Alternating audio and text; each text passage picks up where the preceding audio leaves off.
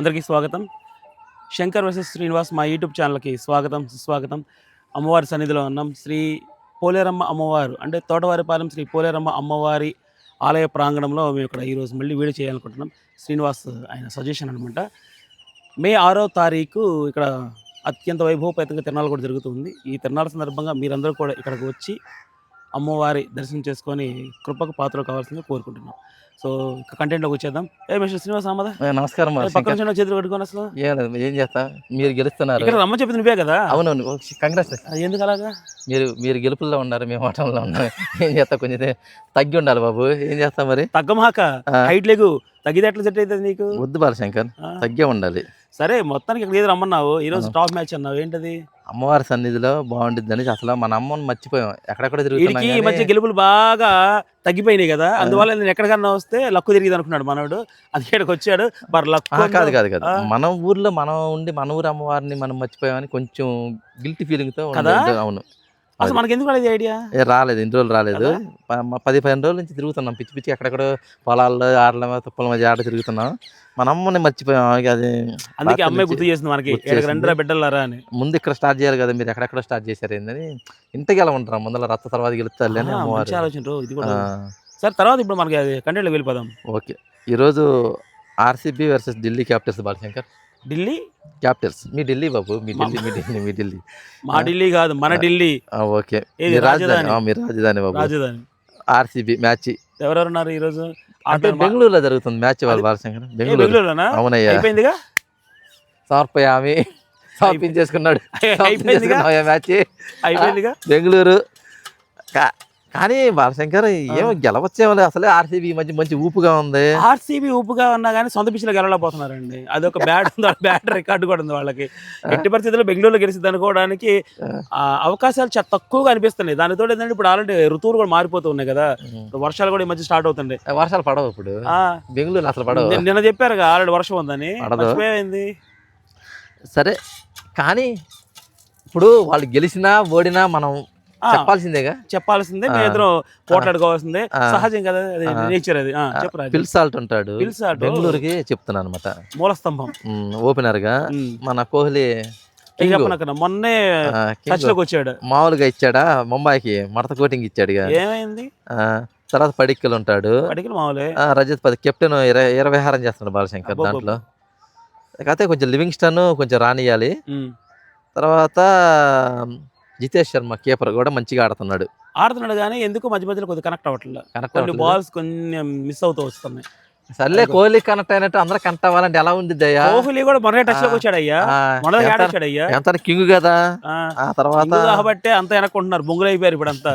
ఏది ఎలాంటి ఆటలో బొంగులు అవుతున్నారు, మెయిన్ దాంట్లో కొంచెం కింగేలా. ఆ విషయం మనం ఒప్పుకున్నాం. టీమ్ డేవిడ్ ఉంటాడు, కృణాల్ పాండ్యా మనం చూసాక, మన తమ్మేరు కూడా పెట్టావు కృణాల్ పాండ్యా.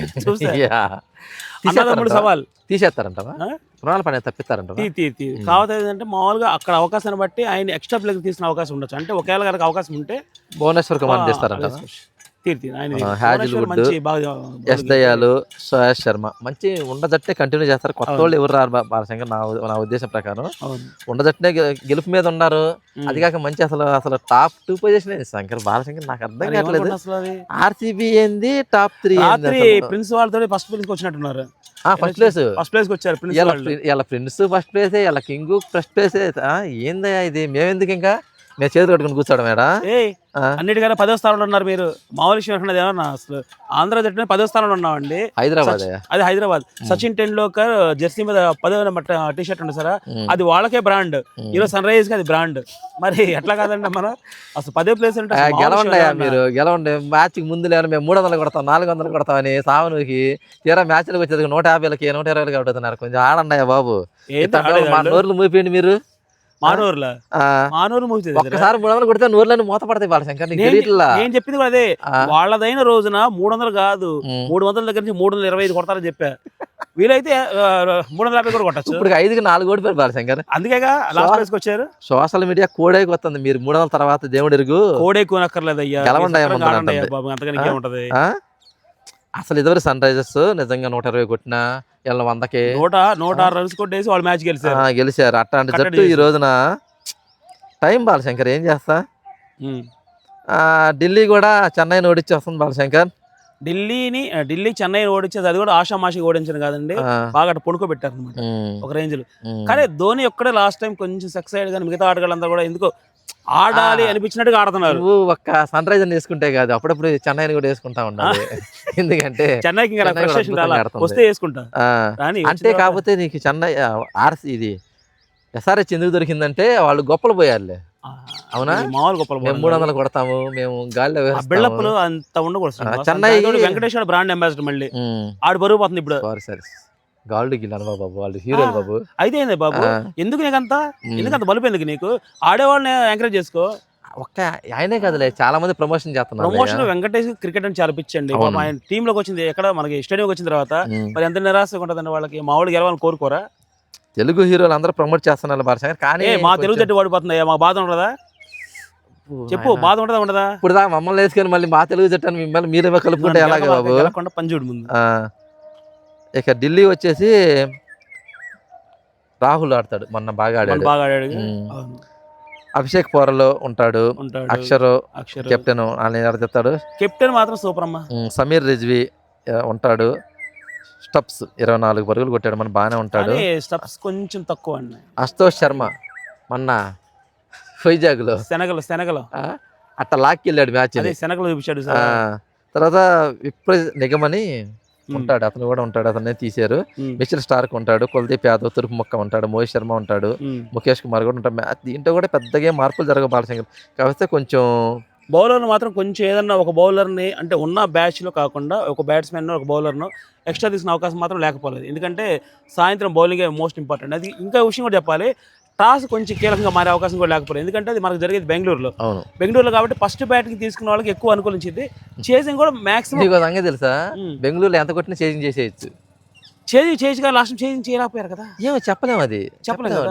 ఎందుకంటే ఇప్పుడు పిచ్చి స్వభావం ఎలా ఉంటుందని చెప్పడం సాధ్యం కాదండి. సో ఆయా సందర్భాన్ని బట్టి అప్పటికప్పుడు నిర్ణయాలు కొంచెం మార్చుకుంటారు. స్ట్రాటజిక్ టైం ఒకటి ఉంది, ఆయా సందర్భాల్లో కూడా కొంచెం అసలు మనం ఇప్పుడు ఒక ముఖ్యమైన కార్యక్రమానికి వచ్చేసాము, అది ఇప్పుడు జరగాలి. ఏంటి టాస్ అయ్యా మోసుకోవా? అమ్మవారి సన్నిధి టాస్ ఏందిరా ఆపు. మరి ఎలా అమ్మవారు ఎవరికి ఇచ్చినా సరే, ఈ రోజు మనం ఏంటంటే న్యూట్రల్గా ఉందాం. అమ్మవారి సన్నిధికి వచ్చాం కాబట్టి 2 టీంలు గెలవాలని కోరుకుందాం. ఓకేనా? ఏమంటే 2 టీంలు గెలవాలనుకుందాం. ఎందుకంటే ఇప్పుడు సీని గెలిచినా నేను గెలిచినట్టే, నేను గెలిచినా సీని గెలిచినట్టే. కాకపోతే ఏంటంటే అమ్మవారి సన్నిధికి టాస్ వేసుకుని ఏమన్నా బాగుంటుందండి? తప్పు కదా, చంపలేసుకొచ్చింది అమ్మ తోలికి వచ్చింది పిచ్చి మాటలు. అందుకే టాస్ వేసుకుంటున్నాం కాబట్టి వేరే ప్లేస్కి వెళ్తున్నాం మనం. ఈ విషయం అర్థం కావట్లా. తప్పు. ఇప్పుడు అందరూ చల్లగా ఉండాలి, అందుట్లో మనం కూడా ఉండాలి. అందుకని ఏంటంటే 2 జట్లు గెలవాలని కోరుకుంటాం. 2 జట్లు కూడా మంచి టఫ్ అయిన ఆట ఇవ్వాలి సాయంత్రం. అది చూడాలి మనం. ఎట్లా ఉండాలంటే ఒక రేంజ్లో ఉండాలి. ఇద్దరిని కూడా ఇప్పుడు మొన్న మ్యాచ్ గెలిచారండి, ఇది కోల్కతా వాళ్ళది. అది చివరి దాకా మ్యాచ్ వచ్చి 4 రన్స్ కొట్టాల్సి వచ్చింది సండే రోజు. ఎవడో బాధపడలేదండి. అవును, అసలు బాధే లేదండి. ఎందుకంటే ఓడిపోయినందుకు అసలు ఏ విధమైన లేదు. ఒక రకంగా చెన్నై ఓడిపోయినా కానీ చాలా మంది డిసప్పాయింట్ అయ్యారు, కానీ అసలు వీళ్ళకి అసలు డిసప్పాయింట్ లేదు. ఎందుకంటే చివరి దాకా ఆడి ఆ మెరుపులు అసలు ఏంటంటే ఆ రోజు 900 స్కోర్ ఓవరాల్ గా 2 మ్యాచ్ మొత్తం 900 స్కోర్ ఓడిపోయారు. ఒక షాట్ కూడా జస్ట్ 4 కొడితే అయిపోయింది మ్యాచ్. అప్పుడు దాకా కూడా 12 కొట్టి దాదాపు లాక్కొచ్చారంటే ఒక్క నోబు పడ్డట్టే తెలియదు, ఒక ఫ్రీ హిట్ వచ్చిన చాలు అవుట్. ఊరుకో బాలశంకర్, చెప్తున్నా అసలు ఒక నోబు ఫ్రీ హిట్ అవసరం లేదు. అతను బౌలర్ పక్కన ఉన్నాడు. అవునవునా, అతను ఫస్ట్ బాల్ సింగిల్ తీసుకుని ఇతను ఫేస్ ఇస్తే బ్రహ్మాండంగా అయిపోయేది. ఇది కూడా కొంచెం ఆలోచించాల్సింది. ఎందుకంటే వీళ్ళు కూడా కొంచెం మధ్యలో మరి ఈ గోల్కి వెళ్తున్నారో లేదా అంటే ఏంటంటే ఎందుకు అంత. ఇప్పుడు నువ్వు బౌలర్వి, నువ్వు కొట్టలేవు కదా. అతను బ్యాట్స్మెన్, హిట్టర్, ఫినిషింగ్ చేస్తాడు మ్యాచ్ ని. అతనికి అవకాశం ఇచ్చి వదలాలి, గానీ నువ్వు ఫస్ట్ 4 కొట్టేస్తే అక్కడ ఇబ్బంది కదా. అవును, ఇది కూడా చేజింగ్ చేసేటప్పుడు ప్రతి జట్టు తెలుసుకోవాలి. మనం ఏం చేయగలం, మన పొజిషన్ ఏంది, మన యొక్క సమర్థత మనం ఏం చేస్తాం. మనం బౌలర్ బ్యాట్స్మెన్ ఎంత కొట్టగలం. అటు పక్క బౌలర్ ఉన్నప్పుడు బౌలర్ ఉన్నప్పుడు ఆడచ్చు ఇతను, ఎందుకంటే అతను ఆడలేడు, నేను ఆడలేడు. అత పక్క ఫినిషర్ ఉన్నప్పుడు ఆడతాం కొంచెం అది కొంచెం మైనస్ అయింది మొన్న. లేకపోతే కోల్కతా గెలిచేది మ్యాచ్. అసలు కోల్కతా వాస్తవంగా అయితే కోల్కతా మ్యాచ్ అయిపోయింది. ఈ రోజు అట్టయితే ఏ జట్టుని మేము ఎంచుకోవట్లేదు. ఈసారి అమ్మవారికి వదిలేసాం. ఆ దీవెనతో ఏ జట్టు గెలిస్తే ఆ జట్టు. అది అమ్మవారు దీవెనలు ఇక్కడికి వచ్చిన తర్వాత నీ జట్ట నా జట్ట కాదు. అమ్మవారి దృష్టిలో అందరూ సమానమే. అందరూ సమానమే. కాబట్టి మేము ఈ రోజు ఏ జట్టు ఎంచుకోవట్లేదు.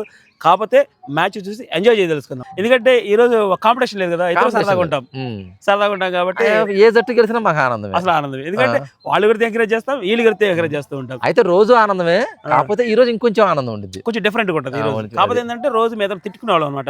అరే ఎందుకురా మీ వాళ్ళు ఆరంగా బాతున్నారు, పసిపిల్లలు పూలు చూపించండి, అమ్మాయిలు చూపించి అడుగుతుంటారు కదా. అవును, నిజంగా ఆ రోజు నేను చాలా బాధపడ్డాను. అసలు ఏందది అసలు ఆ పంజాబ్ ఎవరు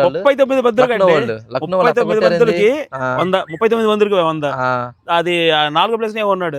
లక్నో వాళ్ళు ఆట కొడతాం మరి. అసలు వాళ్ళకి కొంచెం శంకర్ చెప్పాయా, కొంచెం పువ్వులని అమ్మాయిలు చూసాను, లక్నో వాళ్ళు కొంచెం చూపించండి అయ్యా.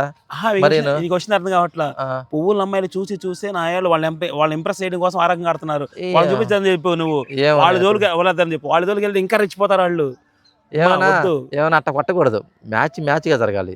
వాళ్ళు బెంగళూరు వన్ సైడ్ మ్యాచ్లు జరగకూడదు. బెంగళూరు ఢిల్లీ మ్యాచ్ ఈ రోజు చాలా అద్భుతంగా జరిగిద్దని మేము కోరుకుంటాం. అద్భుతంగా జరగాలి కూడా ఈ రోజు.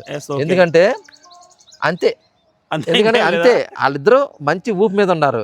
ఎవరు గెలుస్తారో చెప్పలేదు. అందులో కోహ్లీ ఢిల్లీ పర్సన్ అసలు ఢిల్లీ వ్యక్తి అతను. ఇప్పుడు ఢిల్లీకి ఆపోజిట్ ఆడుతున్నాడు. అంటే ఇక్కడ అమ్మవారి సన్నిధిలో మన దగ్గర కాంపిటీషన్ రాకుండా అమ్మవారి మనకు మంచి పని చేసినట్టు అదే అట్టానే కదా. అందుకంటే అమ్మవారి మాకు మంచి పని చేశారు. ఎందుకంటే ఇద్దరు కలిసి సినిమా మ్యాచ్ చూడంటారా, అందుట్లో వాళ్ళు ఎవరు, వాళ్ళు నా బిడ్డలే, వీరు నా బిడ్డలే, మీ ఇద్దరు కూడా నా బిడ్డలే, చూసే వాళ్ళందరూ కూడా మన బిడ్డలే. కాబట్టి మీరంతా సంతోషంగా సుఖశాంతులతో ఉండాలి తప్పించి పోట్లాడుకోమన్నా అని చెప్పి ఏదో సరే. టాస్ అయితే ఈ రోజు లేదమ్మా, సో ఈ రోజు మీ ఇద్దరు కలిపి మ్యాచ్ చూసి ఎంజాయ్ చేయాలి. ఏ జట్టు గెలిచినా మాకు ఆనందమే. పోతే క్రికెట్ చూడండి, ఎంజాయ్ చేయండి, ఎంటర్టైన్మెంట్ చేస్తారు వాళ్ళు. ఎంటర్టైన్మెంట్ పిచ్చ ఎంటర్టైన్మెంట్ అసలు మామూలుగా ఇవ్వట్లేదు. ఎంటర్టైన్మెంట్ అసలు మామూలుగా ఇవ్వట్లేదు ఈసారి IPL లో. అసలు ఇదివరకు 200 స్కోర్ అంటే అబ్బో నోరులు తెరిచారు. ఇక్కడ ఇంకో అడ్డుపడుతున్నందుకు ఇక్కడ ఇంకో విషయం కూడా చెప్పాలండి. ఫస్ట్ బిగినింగ్ మాత్రం చాలా బ్యాడ్గా ఉంది. స్టార్టింగ్ మాత్రం బ్యాడ్గా ఉంది. మ్యాచ్లు కలవు. 5వ రౌండ్కు 4వ రౌండ్కు వచ్చిన కాడ నుంచి 5వ రౌండ్కి వచ్చిన తర్వాత మినిమం 200 స్కోర్ దగ్గర నుంచి ముందుకెళ్ళిపోతున్నారు.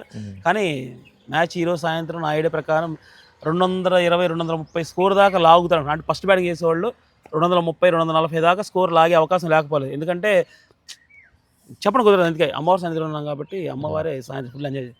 అది ఓకే, మ్యాచ్ని ఎంటర్టైన్మెంట్ వాళ్ళు ఇప్పుడు పిచ్చ ఎంటర్టైన్మెంట్ ఇస్తున్నారు. ఎంటర్టైన్మెంట్ అవ్వండి. అలాగే ఏ బెట్టింగ్ జోలికి వెళ్ళదు. ముఖ్యంగా అసలు ఆన్లైన్ బెట్టింగ్ జోలికి అసలు వెళ్ళదు. కేంద్ర ప్రభుత్వం కూడా చాలా సీరియస్గా తీసుకొని దీని మీద దృష్టి సారించింది. అందుకని మీరు ఆ ఉత్తులో ఇరుక్కోవద్దని మేము మనవి చేసుకుంటున్నాం. మా మాట ఒక్కళ్ళన్నా కూడా మా ప్రయత్నం ఫలించినట్టే ఉంటుంది, సఫలీకృతం అవుతుంది. సో అమ్మవారి ఆశీస్సులతోటి అందరూ చల్లగా ఉండాలి. అందరితో పాటు మేము కూడా కొద్దిగా గొప్ప చల్లగా ఉండి ఏదో ఒక 50,000 సబ్స్క్రైబర్లు వచ్చినప్పటికీ కూడా మేము చాలా సంతోషంగా ఫీల్ అవుతాం. అంటే మేమేంటంటే ఎంతమంది చూస్తున్నారు ఏంటనేది కాదు, మా మనసులో ఉన్న బాధని తీసుకొచ్చి మాకు మేము అనుకున్నది చెప్పాలనుకున్నది చెబుతున్నాము. ఎంతమంది చూసినా ఎవరు చూసినా ఒక నో ప్రాబ్లం. మాకేంటంటే మా మనసుని అంటే మనసులో కలిగిన బాధని ఒక స్నేహితుడికో లేక ఫ్రెండ్కో చెప్పుకున్నాం అనుకోండి, కొంచెం భారం తగ్గింది కదా. అట్లాగే మేమిద్దరం కొంచెం సీన్కి ఉన్న ఫీలింగ్స్ నాకు చెప్తున్నాడు, నా మనసులో బాధలు ఇద్దరం కలిపేసి మీ ముందు పెడుతున్నాం మా మనసులో కొంచెం భారం తగ్గడం కోసం. సో తల్లిదండ్రులు కూడా ఆలోచించండి, బిడ్డల్ని ఒక కంట కనిపెట్టి వాళ్ళకి ఎంతవరకు అవకాశమో అంతవరకు ఇవ్వండి. నేను బిడ్డల్ని తక్కువ చేయమని చెప్పడం లేదు, ఎందుకంటే బిడ్డల మీద కొంచెం హోప్ ఎక్కువ పెట్టుకుంటున్నారు. కాబట్టి తల్లిదండ్రులకి ఆ బిడ్డలు కూడా హెల్ప్ చేయాలి. మీరేదో మంచి ఉద్యోగాలు వేసి మంచి ప్యాకేజ్ తెచ్చుకొని ఒక రేంజ్కి వెళ్ళాలని కోరుకుంటున్నారు. మరి వాళ్ళ కష్టాన్ని గుర్తించవలసిన బాధ్యత కూడా పిల్లలుగా మీ మీద ఉంది. సో మ్యాచ్లు చూడండి తప్పించి సో బెట్టింగ్లు జోలికి వెళ్ళకండి, మీ జీవితాలు నాశనం చేసుకోకండి. సో మరొకసారి అమ్మవారి సన్నిధిలో మనం ఉన్నాం కాబట్టి జై శ్రీ పోలేరమ్మ అమ్మవారికి, తోటవారిపాలెం శ్రీ పోలేరమ్మ అమ్మవారి తల్లికి జై. ఏ మండలం ఇది? ఏ మండలం? బాపట్ల మండలం తోటవారిపాలెం గ్రామం.